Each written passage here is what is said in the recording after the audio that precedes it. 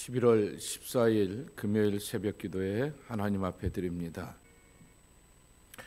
함께 기도할 지구촌의 미전도 종족은 시리아에 있는 알라위파 종족입니다. 알라위 종족입니다. 알라위 종족은 지구촌에 285만 8,300명, 그리고 시리아에 184만 6천 명 있게 되는데요. 구글에다 한번 제가 알라위파를 한번 찾아보게 되었더니 또 이란과 이라크 이렇게 여러 곳에 퍼져 있는 것을 보게 됩니다. 그리고 거기서부터 시리아로 건너오게 된 것을 보게 됩니다. 아라믹 레반틴이라고 하는 고유 언어를 쓰게 되는데요.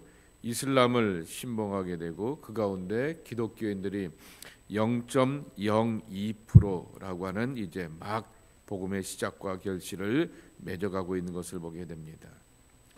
알라위파는 자신들이 신이 선택한 백성이며 그리고 어둠의 세상 가운데서 빛을 본 유일한 존재라고 이렇게 자부심을 갖다라고 하게 되면은 다른 민족과 다른 종족에 대하여 굉장히 배타적인 것을 보게 됩니다. 시리아에 이렇게 내전이 일어나게 되면서 이 알라위파가 많은 공격을 당하게 되었을 때 순위파나 다른 이슬람 종족들이 이렇게 침묵하게 될 정도로 이렇게 이슬람을 선봉함에도 불구하고 소수의 그러한 신앙으로 남아있게 되는 것을 볼 수가 있게 됩니다. 또 알라위파는 자신의 종교를 떠나는 것이 공동체에서 배신자로 낙인 찍히기 때문에 기독교인이 된다라고 하는 것에 대한 엄청난 두려움을 갖고 있다고 합니다. 그들에게 계속해서 복음의 결실을 맺기 위하여서 전도하는 이들을 통하여서 귀한 열매와 결실을 맺어가고 또 혼돈의 세상 가운데서 평강의 왕이 되시는 임마누엘 되시는 예수님을 통하여 위로와 소망을 간직할 수 있도록 기억하시고 기도해 주시기 바랍니다. 레반틴 언어로 성경은 일부만 번역이 되어 있고 그래도 온라인 성경과 예수님의 영화 오디오 설교 녹음이 그들의 언어로 보고 들을 수 있다고 합니다. 기억하시고 시리아에 있는 알라위 종족을 위해서 기도해 주시기 바랍니다. 에스라 9장 9절서부터 15절까지의 말씀입니다. 우리가 비록 노예가 되었사오나 우리 하나님이 우리를 그 종살이하는 중에 버려두지 아니하시고 바사왕들 앞에서 우리가 불쌍히 여김을 입고 소생하여 우리 하나님의 성전을 세우게 하시며 그 무너진 것을 수리하게 하시며 유다와 예루살렘에서 우리에게 울타리를 주셨나이다. 우리 하나님이여 이렇게 하신 후에도 우리가 주의 계명을 저버렸사오니 이제 무슨 말씀을 하오리이까. 전에 주께서 주의 종 선지자들에게 명령하여 이르시되 너희가 가서 얻으려 하는 땅은 더러운 땅이니 이는 이방 백성들이 더럽고 가증한 일을 행하여 이 끝에서 저 끝까지 그 더러움으로 채웠음이라. 그런즉 너희 여자들을 그들의 아들들에게 주지 말고 그들의 딸들을 너희 아들들을 위하여 데려오지 말며 그들을 위하여 평화와 행복을 영원히 구하지 말라. 그리하면 너희가 왕성하여 그 땅의 아름다운 것을 먹으며 그 땅을 자손에게 물려주어 영원한 유산으로 물려주게 되리라 하셨나이다. 우리의 악한 행실과 큰 죄로 말미암아 이 모든 일을 당하였사오나 우리 하나님이 우리 죄악보다 형벌을 가볍게 하시고 이만큼 백성을 남겨주셨사오니 우리가 어찌 다시 주의 계명을 거역하고 이 가증한 백성들과 통혼하오리이까. 그리하면 주께서 어찌 우리를 멸하시고 남아 피할 자가 없도록 진노하시지 아니하시리이까. 이스라엘의 하나님 여호와여 주는 의로우시니 우리가 남아 피한 것이 오늘날과 같사옵거늘 도리어 주께 범죄하였사오니 이로 말미암아 주 앞에 한 사람도 감히 서지 못하겠나이다 하니라. 구약 성경에는 항상 일정한 패턴이 있게 됩니다.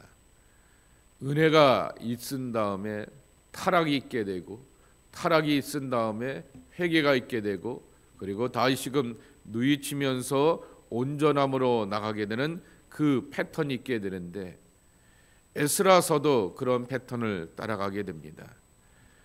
8장에 보게 되면 돌아온 사람들이 하나님의 은혜 안에서 정말 말씀의 회복이 있게 되고 유월절을 지키며 제사의 백성, 예배의 백성으로 살아가게 되었다가 9장에 보게 되면은 돌아온 그 사람들이 가만히 그 땅을 2차로 돌아온 사람들이 가만히 보게 되니까 79년 전에 1차로 돌아오게 되었던 사람들이 그 땅의 여인들과 결혼하게 되면서 통혼을 하게 됩니다. 그 통혼이 문제가 되었던 것은 바로 그 문화와 신앙과 가치관을 그대로 받들이면서 하나님의 은혜를 잃어버리는 것에 있게 되었던 것입니다.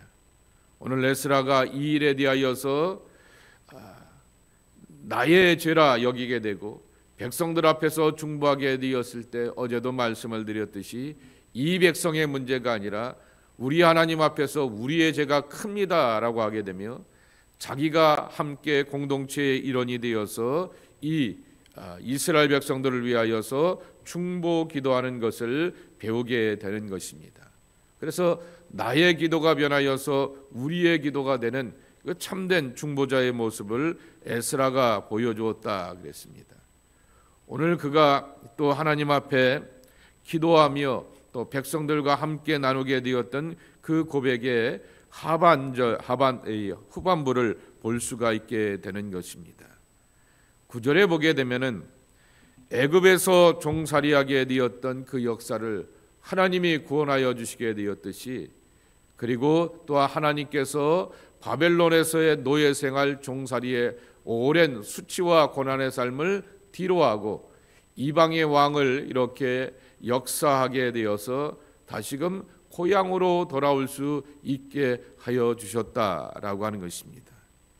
그러니까 9절을 보게 되면은 두 가지를 우리가 끄집어내어야 되는 것입니다. 하나는 해방의 하나님, 구원의 하나님입니다. 우리가 비록 노예되었으나 그랬습니다. 그것은 바로 출애굽의 노예 경험이었던 것이죠. 그리고 또한 하나님께서 그 경험을 다시금 바벨론의 포로의 이렇게 생활 가운데서 노예에서 건져주시고 구원해 주셨다. 이방의 왕들이 우리를 불쌍히 여기며 니네는 니네 고향으로 돌아가서 살 수 있고 너희들이 믿는 신앙과 삶의 가치관을 그대로 지킬 수 있어 라고 하면서, 그렇게 하며 그 신앙의 중심이 되는 성전을 재건할 수 있도록 허락하시게 되었던 것이 하나님의 오묘한 계획과 섭리라고 하는 것입니다. 해방의 하나님께서 섭리 하나님으로 함께하여 주셨다라고 하는 것입니다. 근데 또 하나 경험하게 될 것은 유다와 예루살렘에게 이렇게 울타리를 주셨나이다 그랬습니다. 울타리라고 하는 것은 성벽을 재건했다라고 하는 말이 되기도 하지만은 하나님이 울타리 되어 주시는 하나님이다라고 하는 것입니다. 울타리 되어 주신 하나님, 시편에 나오게 되었던 시편 기자들의 한결같은 고백이 있습니다. 하나님은 나의 피난처, 나의 산성, 나의 요새, 나의 피할 바위라고 고백하게 되었던 그 하나님의 돌봄과 은총이라고 하는 것입니다. 울타리라고 하는 말이 가다르라고 하는 히브리어 단어인데요, 담벽이라고 하는 것입니다. 성벽을 재건하게 되었던 유다 백성들에게 가장 필요한 것은 이 예루살렘의 성벽 안에서 우리가 이 공간에서 안전하게 지낸다라고 하는 것보다도 더 중요한 것은 하나님께서 하나님의 백성들을 품어주셔서 그 품 안에서 안전하게 하시고 평안하게 하시고, 그리고 또한 담벼락되어 주셔서 보호해 주신다라고 하는 하나님의 돌봄, 하나님 안에서의 평안과 안전이라고 하는 것입니다. 유명한 책이 있지 않습니까? 아이들에게는 울타리가 필요하다라고 하는 유명한 책이 있습니다. 교육학자가 쓰게 되었던 그 책의 내용에 보게 되면은 애들이 울타리 밖으로 자꾸만 나가게 되어서 학교의 울타리 펜스를 없애버리게 되었더니 애들이 밖으로 나가는 것이 아니라 바로 운동장 한가운데서만 모여서 거기서만 놀고 밖으로 가려고 하지는 않았다라고 하는 것입니다. 그 교육학자가 보여주게 되었던 것은 우리에게는 자유가 있고 재량권이 필요하여서 애들 재량권과 자유권을 가지고 마음대로 왔다 갔다 살라고 이렇게 내버려 두게 되면 그중 가운데 일부는 이렇게 담벼락을 뛰어넘으면서 도망치고 그리고 장난치며 뛰어넘는 그러한 일을 벌이게 되지만은 대부분의 아이들은 바로 운동장 한가운데 있게 되면서 거기서 안전을 보호받기를 원한다라고 하는 것입니다. 그것이 바로 아이들에게는 울타리가 필요하다라고 하는 그 이론이라고 하는 것입니다. 그게 아이들에게만 문제이겠습니까? 저와 여러분들 하나님의 자녀인 우리들에게는 하나님이 내 삶의 울타리가 되어 주시어서 그 성벽 안에서 돌봄과 평안과 안전을 맛보고 경험하는 것이 하나님의 백성들의 모습이 되어야 할 것인데, 오늘 에스라는 그것을 알고 있었기에 예루살렘이 재건되듯이 하나님께서 울타리 안에 우리를 지켜주시고 돌보아 주셨다라고 하는 것입니다. 이 돌봄과 사랑이 오늘도 여러분들에게도 함께하길 축복합니다. 두 번째로는 11절 말씀해 보게 되면은 더러운 땅이라고 하는 그러한 표현이 나오게 됩니다. 전에 선지자들에게 명령하여 주시기를 가서 얻으려 하는 땅은 더러운 곳이다 그랬습니다. 이중적인 개념이죠. 원래 이 땅은 젖과 꿀이 흐르는 약속의 땅이라고 하는 것인데, 그 땅에는 사람들이 살고 있기 때문에 그 사람들로 인하여서 더러운 땅이다라고 하는 것입니다. 이건 굉장히 우리에게는 이중적인 개념으로 받아들여야 되는 것입니다. 하나님의 약속을 믿고 하나님의 말씀을 붙들고 살아가는 사람들에게는 젖과 꿀이 흐르는 기름진 땅이지만은, 그러나 그 땅은 그 땅의 사람들과 어울려 살게 되면은 바로 더러운 땅이 되고 더러움으로 가득 찬 그러한 땅이 된다라고 하는 것입니다. 더럽다라고 하는 말이 히브리어로 니다라고 하는 말인데요, 의식적으로 보게 되면은 불경하다라고 하는 그러한 뜻을 담고 있게 됩니다. 종교적으로 보게 되었을 때 참으로 추하고 온전치 못하다라고 하는 말이 이 더럽다라고 하는 것을 말하게 되는 것입니다. 이 에스라가 쓰게 되었던 역대기에 보게 되면 땅의 이야기 가운데 유명한 말씀을 여러 번 기억하실 것입니다. 역대하 7장 14절입니다.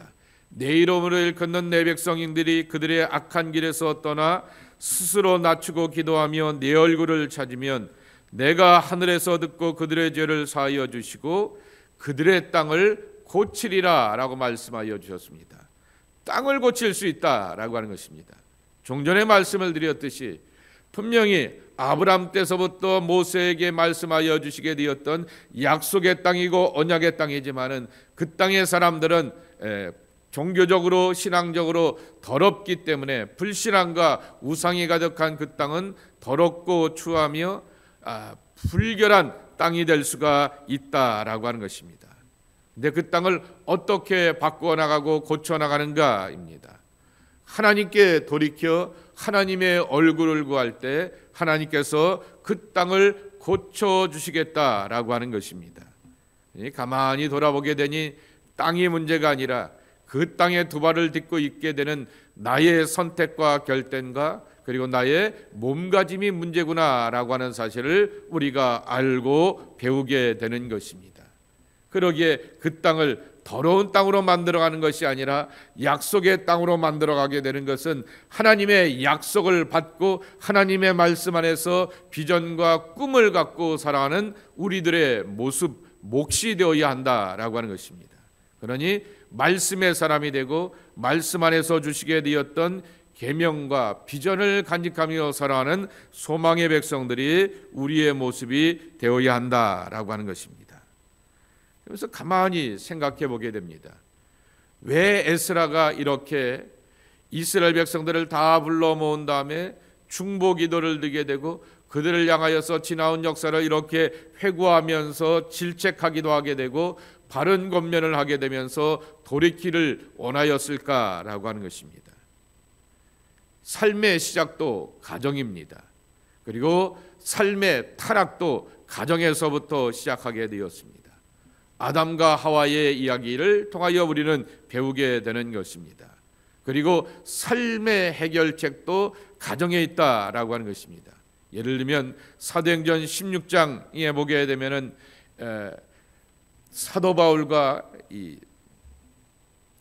누구죠? 바울과 함께 가게 신라죠. 신라가 이 빌립보 감옥에 갇히게 되었다가 간수장이를 이렇게 만나게 되었고, 그 옥문이 열려지게 되는 일을 통하여서 그 책임자 되는 간수장이가 어쩔 줄 몰라하며 당황하게 되었을 때, 내가 어떻게 하면 구원을 받겠습니까? 라고 말하게 되었을 때, 주 예수를 믿으라. 그리하면 너와 내 집이 구원을 얻을 것이다 라고 말씀하게 되는 것입니다. 16장 31절이죠.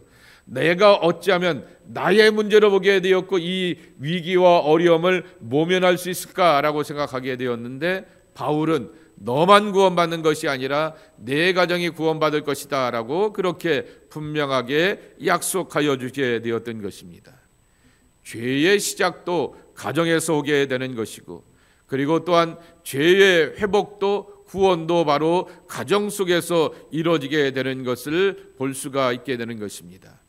우리는 가정에서 출발하여서 가정으로 돌아가게 되고, 그리고 하나님은 우리를 향하여서 내 아들 내 딸이라고 말씀하게 되면서 우리도 하나님의 가족으로 살아가게 된다라고 하는 것입니다. 여자를 만나고 남자를 만나서 단순히 결혼하여서 거기서 사랑을 피워가며 자식을 키워가며 그리고 또한 기업을 키워가는 것이 우리의 삶의 전부가 아니다라고 하는 것입니다. 거기에서 일하시고 역사하시고 함께 하실 하나님에 대한 엄청난 기대를 바로 가정 속에서 나뿐만 아니라 나의 반쪽이 되고 더 나은 반쪽이 되는 아내와 남편을 통하여서 일할 것이다 라고 하는 기대를 갖게 되고, 선물로 주시게 되었던 자녀들을 통하여서 하나님의 역사는 이루어질 것이다 라고 하는 기대를 갖는 것이 우리의 가정의 소망이 되어야 하는 것입니다. 에스라는 그렇기에 바로 가정이 굳건하게 서기를 원하게 되면서 이 가정의 문제를 길게 이렇게 권면하게 되며 가르치고 있게 되는 것입니다. 내일과 주일 말씀해 보게 되면은 이방의 아내들과 그 소생들을 다 내보내게 되면서 가정을 복원하게 되었던 이야기가 마무리되게 되면서 에스라가 마무리 짓고 있는 그 내용들을 우리가 지켜볼 수 있게 되는 것입니다. 여러분의 가정은 구원의 가정이 되어야 합니다.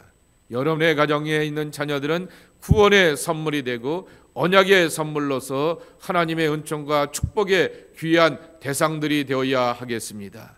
하나님께서 복 주시고 은혜 허락하여 주셔서 믿음의 가정으로 굳건하게 세워지며, 그리고 그들 속에서 일하시는 하나님의 귀한 역사가 놀라운 열매들로 맺어가는 귀한 가정의 축복이 여러분 모두에게 있기를 주님의 이름으로 간절히 축복합니다. 하나님 감사합니다. 오늘도 주셨던 말씀을 기억합니다. 하나님은 해방의 하나님, 구원의 하나님이라 말씀하여 주셨습니다.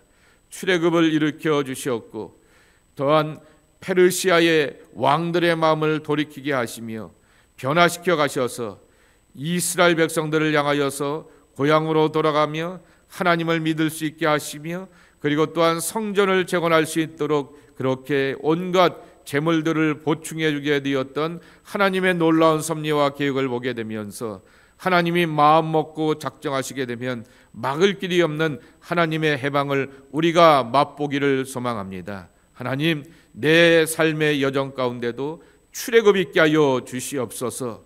내 신앙의 여정 가운데서도 바벨론에서의 돌아옴의 놀라운 하나님의 역사를 경험하게 하여 주옵소서. 묶여 있는 것 가운데서, 막힌 것 가운데서 열려지고 이루어지게 되는 하나님의 은총이 함께하여 주시기를 기도하고 간구합니다. 하나님은 내 삶의 울타리가 되는 것을 믿습니다. 나의 피할 바위, 나의 산성, 나의 요새가 되었으며 내 영혼과 육신과 삶의 안전이 하나님으로부터 오는 것을 분명히 믿습니다. 주님, 그러한 믿음의 고백을 가지고 하나님 품 안에 안기고 의지하며 하나님의 백성으로 살기를 소망하는 당신의 자녀들 한 사람 한 사람을 붙들어 주셔서 하나님의 품 안에서 평강과 안식을 누리며 내일을 하나님 앞에 기약하고 소망으로 살아가는 약속의 백성들 되게 하여 주시옵소서. 오늘 에스라가 그렇게 강조하게 되었던 가정, 믿음의 가정 되기를 원합니다. 은혜의 가정이 되기를 원합니다. 말씀의 가정이 되기를 원합니다. 그러한 믿음과 은혜를 가지고서 서로를 존중하며 사랑하며 소망 가운데 살아가는 은총의 가정이 되기를 원하고, 가정들마다 자녀들이 있고 어린 후손들이 있습니다. 언약의 선물로 살게 도와주시옵시고, 아브라함과 이삭과 야곱의 하나님, 우리의 삶에도 그와 같은 복을 허락하여 주시어서 믿음의 아름다운 유산들을 이어가게 되며 하나님의 뜻을 찾고 구하며 하나님의 은혜 안에서 삶의 크고 작은 풍파들을 이겨내게 되는 언약의 백성들이 되게 하여 주옵소서. 우리가 이 아침에 기도하고 무릎 꿇고 간구하는 것처럼 우리의 가족들이 기도의 사람이 되게 하시고 무릎 꿇고 하나님을 의지하는 간구함의 사람이 되게 되었을 때 길을 열어주시고 길을 보장해 주시고 길을 안내해 주시는 주와 함께 걸어가는 주의 백성들이 우리 자녀들의 모습이 되게 하여 주시옵소서. 행여나 우리 가운데 믿지 않는 가족들이 있다라고 하면 하나님 그들을 불러주시옵시고 감화와 감동 가운데서 하나님 변화시켜 주시며 하나님의 사랑으로 녹아지며 회복되어가는 소망의 백성들이 되게 하여 주시옵소서. 예수님의 이름으로 축복하며 기도하옵나이다. 아멘.